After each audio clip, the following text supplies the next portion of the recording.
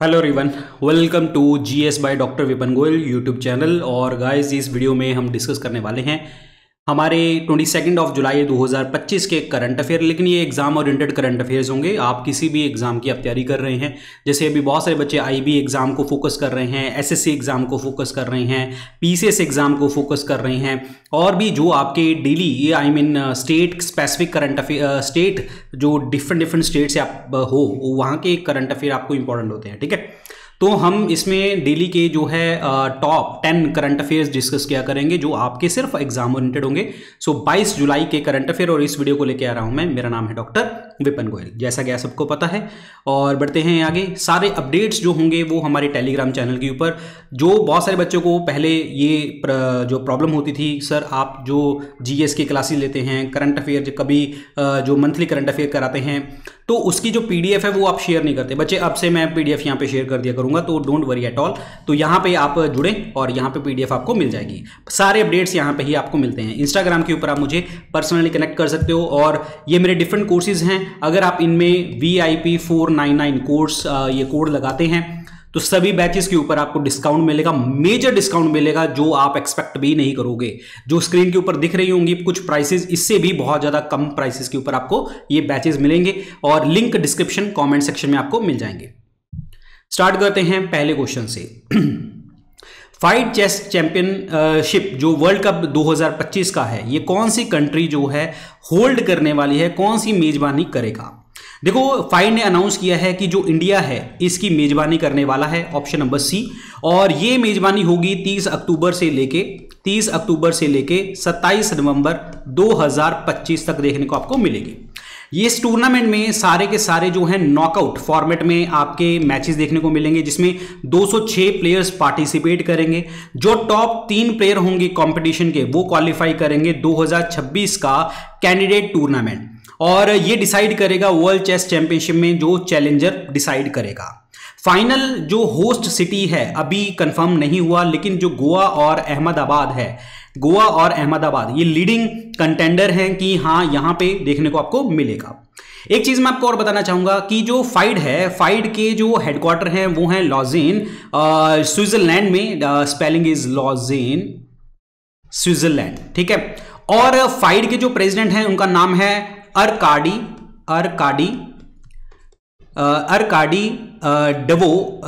डवोरकोविच।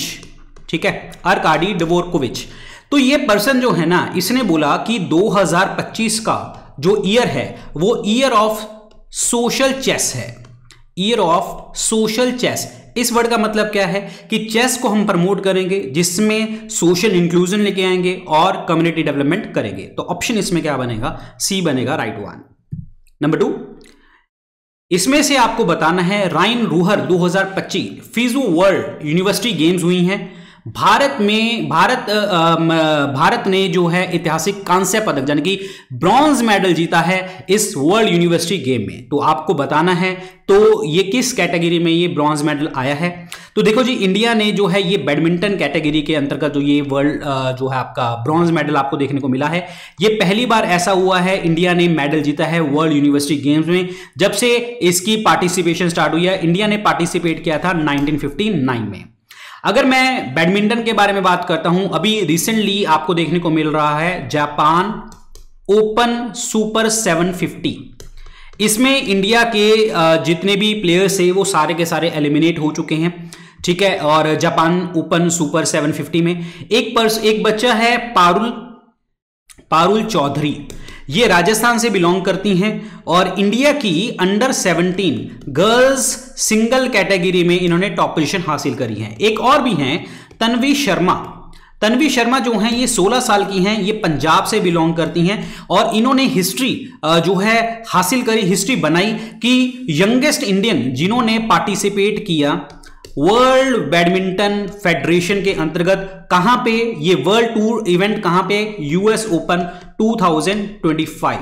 Very very important. जैसे आपको पता है कि जो गोपीचंद मॉडल, जो गोपीचंद की एकेडमी है बैडमिंटन के लिए, ऐसी एकेडमी सेंट्रल इंडिया में भी बनाई गई है आपकी। सेंट्रल इंडिया कहां पे? नागपुर में। नागपुर में। और वो कौन सी यूनिवर्सिटी है, आई मीन अकेडमी है, जिसका नाम है अरुण बैडमिंटन अकेडमी। ये याद रखना है, इंपॉर्टेंट पॉइंट है, ठीक है।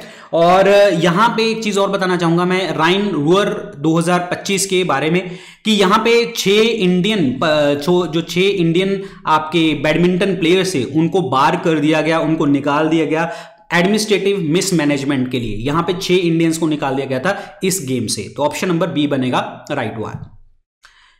इनमें से पहली इंडियन विमेन ग्रैंड मास्टर जो सेमीफाइनल में पहुंची है वो फाइड के विमेन वर्ल्ड कप में। तो इनका नाम बताना है, पहली इंडियन विमेन ग्रैंड मास्टर, तो इनका नाम है कोनेरू हम्पी। ऑप्शन इसमें क्या बनेगा, सी बनेगा राइट आंसर, कोनेरू हम्पी। और इन्होंने डिफीट किसको किया था, चाइना की इम सॉन्ग जुक्सिन, इसको जो है हराया था क्वार्टर फाइनल में। और एक क्वार्टर फाइनल जो हुआ था वो हुआ था बातूमी जॉर्जिया में, जॉर्जिया यहां पे हुआ था और इसको हराया। और कोनेरू हम्पी जो हैं पहली इंडियन विमेन ग्रैंड मास्टर जो सेमीफाइनल तक पहुंच चुकी हैं। इस विन से पहली भारतीय हो गई हैं ये, ठीक है। ये लैंडमार्क मूवमेंट है आपकी इंडियन हिस्ट्री में। तो ऑप्शन नंबर सी बनेगा राइट वन।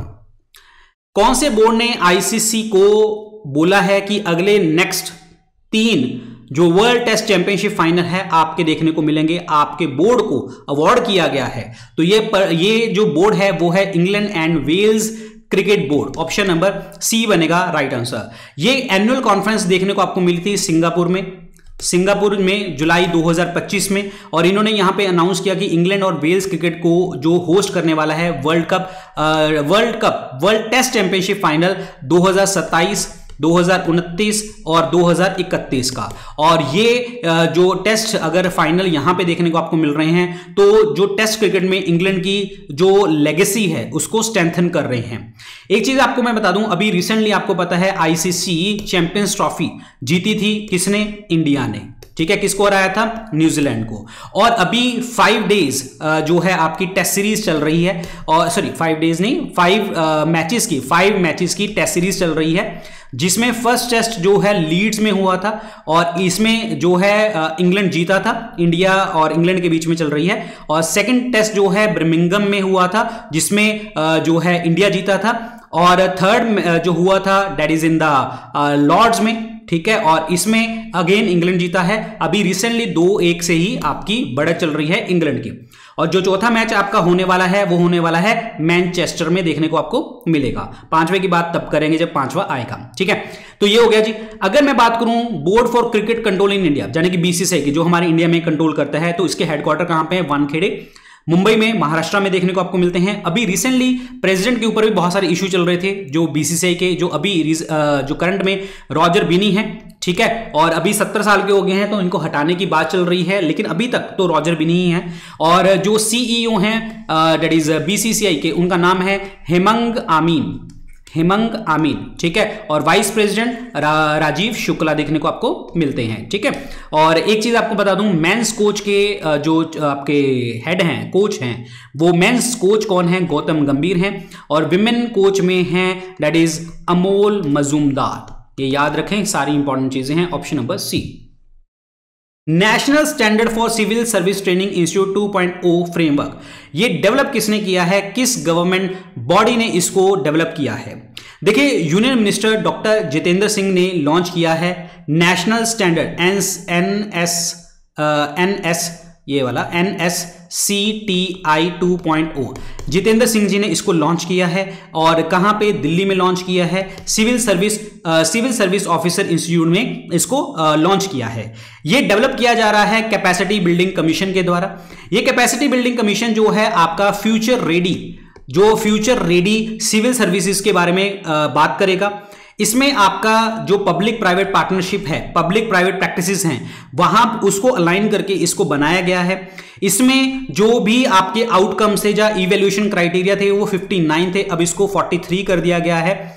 और इसमें इनपुट्स ली गई है 160 plus civil service training institute और एक्सपर्ट्स की, सो दैट हम जो है प्रॉपर तरीके से ट्रेनिंग प्रोवाइड कर सके। सो कैपेसिटी बिल्डिंग कमीशन जो है इसके द्वारा डेवलप किया गया है। तो option number A is the right one.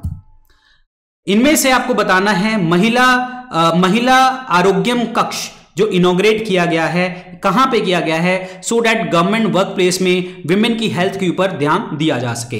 तो union law and justice minister जो अर्जुन राम मेघवाल हैं, इन्होंने इसको इनॉग्रेट किया है, कहां पे, न्यू दिल्ली के अंतर्गत इसको इनॉग्रेट किया है। ऑप्शन नंबर बी बनेगा राइट आंसर। इस इनिशिएटिव का एम यही है कि जो विमेन है वो आपका गवर्नमेंट वर्क स्पेस के ऊपर किस तरीके से अच्छे तरीके से वो रह सकती हैं, और ये सपोर्ट करता है प्राइम मिनिस्टर मोदी जी का एक कैंपेन, हम फिट तो भारत फिट, हम फिट तो इंडिया फिट, हम फिट तो इंडिया फिट। और ये फैसिलिटी क्रिएट करी गई है कि जिससे जो है आपके जो अनयूज्ड गवर्नमेंट ऑफिसेज में बहुत सारे अनयूज्ड गैरेज देखने को आपको मिलते हैं, उसको हमने वेलनेस जोन में क्रिएट कर दिया, और वहां पे आपके जिम इक्विपमेंट्स वगैरह भी रखे गए।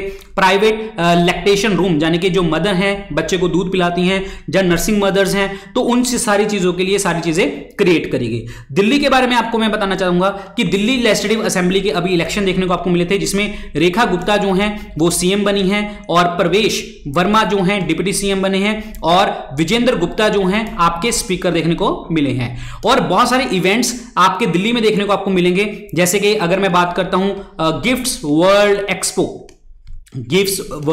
2025, ये आपका भारत मंडपम में देखने को आपको मिलेगा, जिसमें ये जो फोकस किया जाएगा गिफ्टिंग के ऊपर, प्रमोशनल सोल्यूशन के ऊपर, जिसमें इंडस्ट्रियल प्रोफेशनल और एंथुसियास्ट अट्रैक्ट होंगे यहां पे। और एक दिल्ली में मीटिंग होने वाली है मरकॉम इंडिया रिन्यूएबल समिट भी देखने को आपको मिलने वाली है हयात रिजेंसी में।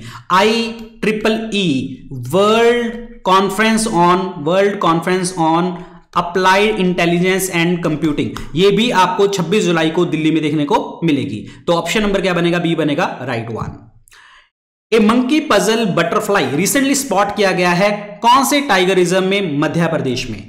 तो ये जो पजल बटरफ्लाई है इसको देखा गया है पेंच टाइगर रिजर्व में। ऑप्शन नंबर डी बनेगा राइट आंसर। और इसका जो साइंटिफिक नेम है वो है रथिंडा आमोर इसका साइंटिफिक नेम है, और ये जो है दैट इज लाइसिनिड फैमिली से बिलोंग करती है, ठीक है। और इसको हम ब्लू बटरफ्लाई के नाम से भी जानते हैं, बहुत ही छोटी बटरफ्लाई होती है, और ये एक एंडेमिक स्पीशीज है। एंडेमिक मतलब उसी एरिया में देखने को आपको मिलता है, खास करके साउथ एशिया में। और साउथ एशिया में कहां पे, इंडिया के वेस्टर्न घाट में, साउथ इंडियन प्लेन्स और बांग्लादेश में, श्रीलंका में देखने को हमें मिलती है। ऑप्शन नंबर डी पेंच टाइगर रिजर्व। एक चीज आपको और बताना चाहूंगा, जो माधव टाइगर रिजर्व है अभी भारत का 58 टाइगर रिजर्व घोषित किया गया था मार्च 2025 में। और आपको बता दूं टाइगर पॉपुलेशन अभी घोषित करी गई थी 3682 पॉपुलेशन हो चुकी है टाइगर्स की। और उड़ीसा की जो सिमलीपल टाइगर रिजर्व है, उड़ीसा में सिमलीपल टाइगर रिजर्व है, यहां पे AI इनेबल्ड जो कैमरा हैं वो आपके इंस्टॉल किए गए थे, और 80% से ज्यादा जो पोचिंग होती थी वो कम हो गई है यहां पे। हॉर्नबिल कंजर्वेशन सेंटर बनाने की बात करी जा रही है अन्नामलाई में, तमिलनाडु में, ये ध्यान रखें, वेरी इंपॉर्टेंट। और अभी हमने प्रोजेक्ट टाइगर का, जो प्रोजेक्ट टाइगर 1973 में हुआ था, उसकी 52nd एनिवर्सरी भी सेलिब्रेट करी है, ये आपको पता होना चाहिए। Option number D. Next question, हाल ही में कुछ खबरों में एक स्पीशीज रही थी जिसका नाम है दैट इज एलोग्राफा एफ्यूसोरिडिका। ये रिसेंटली स्पीशीज देखने को मिली है, ये क्या है, ये लाइकन है। Option number B. लाइकन क्या होता है, वैसे लाइकन होता है एल्गी प्लस फंगस का सिम्बायोटिक एसोसिएशन, जिसमें दोनों म्यूचुअली बेनिफिट लेते हैं, म्यूचुअलिस्टिक जो है म्यूचुअलिज्म का प्रैक्टिसेस देखने को हमें मिलती है। एक चीज आपको मैं बताना चाहूंगा कि ये जो स्पीशीज है हमें देखने को मिली वेस्टर्न घाट में देखने को आपको मिली, और ये 22वीं स्पीशीज है एलोग्राफा की, जो हमें वेस्टर्न घाट से देखने को मिली, और 53rd स्पीशीज है इंडिया से, ये ध्यान रखना है आपको, ठीक है। और अभी रिसेंटली कुछ स्पीशीज न्यूज में भी थी, ये आपको याद कर लेना, पेपर में आ जाती हैं यार कई बार, ठीक है। आसाम के गरबंगा रिजर्व फॉरेस्ट में लेप्टोब्रेकियम आरेटियम ये देखने को मिली, ये मेंढक है, ठीक है। और है एक है कैलिफेरा सिनोफुरकाटा, ये जो है डैम सेल फ्लाई देखने को आपको मिली अरुणाचल प्रदेश के सियांग वैली एंड हुनली में। एक छिपकली है Brahmaputra day gecko, that is छिपकली, ये हमें कहां पे देखने को मिली? Around a temple in Assam. ये याद रखना, इंपॉर्टेंट चीजें हैं, ये स्पीशीज न्यूज में थी। चलिए, national institutional ranking framework NRIF, ये लॉन्च किसके द्वारा किया गया है? ये जो लॉन्च किया गया था मिनिस्ट्री ऑफ एजुकेशन के द्वारा लॉन्च किया गया था, शिक्षा मंत्रालय द्वारा जो है इसको लॉन्च किया गया था। ये स्टेप जो है अकाउंटेबिलिटी और रिसर्च इंटीग्रिटी के बारे में बात करता है। और वैसे मैं आपको बता दूं, नेशनल इंस्टीट्यूशन रैंकिंग फ्रेमवर्क जो है हमने 2015 में लॉन्च किया था मिनिस्ट्री ऑफ एजुकेशन ने, और जिससे जितने भी हायर एजुकेशन इंस्टीट्यूशन है हम उसको असेस कर पाएं और उनकी रैंकिंग कर पाएं, ये देखने को हमें मिला था। NIRF रैंकिंग जो है अभी 2025 की जो आएगी वो अगस्त महीने में देखने को आपको मिलेगी, अभी तक नहीं आई। अगर मैं 2024 के बारे में बात करता हूं, ओवरऑल कैटेगरी में जो IIT मद्रास है उसने टॉप पोजीशन हासिल करी थी लगातार 6ठी बार, 6 टाइम, 2019 से 2014। इंडियन इंस्टीट्यूट ऑफ साइंस जो था उसके 2nd पोजीशन था। IIT बॉम्बे जो है उसका 3rd पोजीशन देखने को मिल रहा था। इंजीनियरिंग कैटेगरी में IIT मद्रास ने टॉप पोजीशन हासिल करी थी लगातार, जो है ये टॉप रैंक के ऊपर देखने को मिला है, 9th टाइम देखने को मिला है। और यूनिवर्सिटी कैटेगरी में टॉप पोजीशन पे था Indian Institute of science Bengaluru, ठीक है। और इग्नू जो आपकी यूनिवर्सिटी है, ओपन यूनिवर्सिटी कैटेगरी में टॉप पोजीशन के ऊपर देखने को मिली थी। So option number 1 is the right one. ये कुछ क्वेश्चन हैं, आप बताने हैं। इस तरीके के क्वेश्चन मैं करंट अफेयर टेस्ट जिसे कहते हैं वो भी लिया करूंगा आपका ऐसे, ठीक है। फटाफट बताइए, ये विदाउट ऑप्शन है ताकि आपको चीजें याद रहें।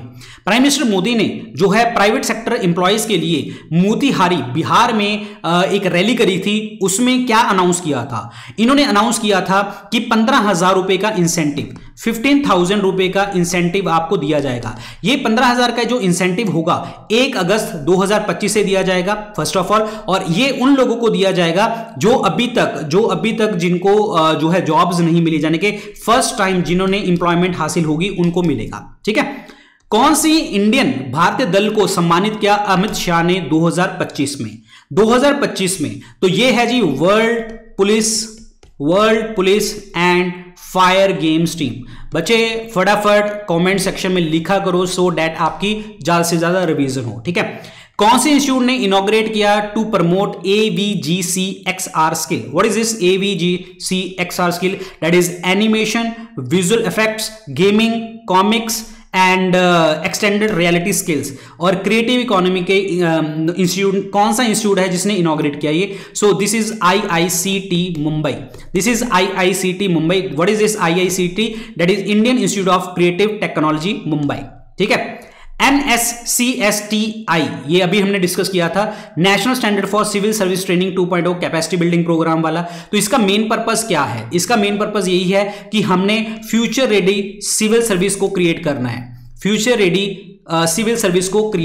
है, ठीक है। कौन सी टेक्नोलॉजी जो है इंडियन रेलवे में डिप्लॉय करी गई है हाल ही में? तो हाल ही में हमने इसके अंतर्गत लॉन्च की है मशीन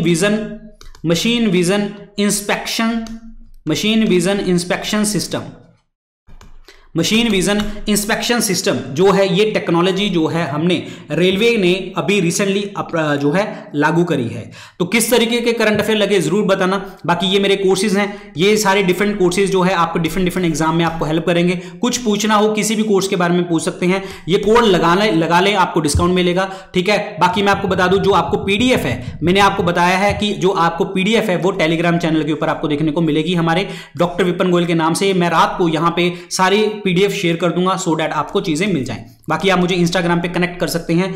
लेक्चर कैसा लगा जरूर बताना कमेंट सेक्शन में सो दैट मैं ये चीजें आगे करूं, ठीक है। सो गुड लगा, टेक केयर, बाय बाय, जय हिंद।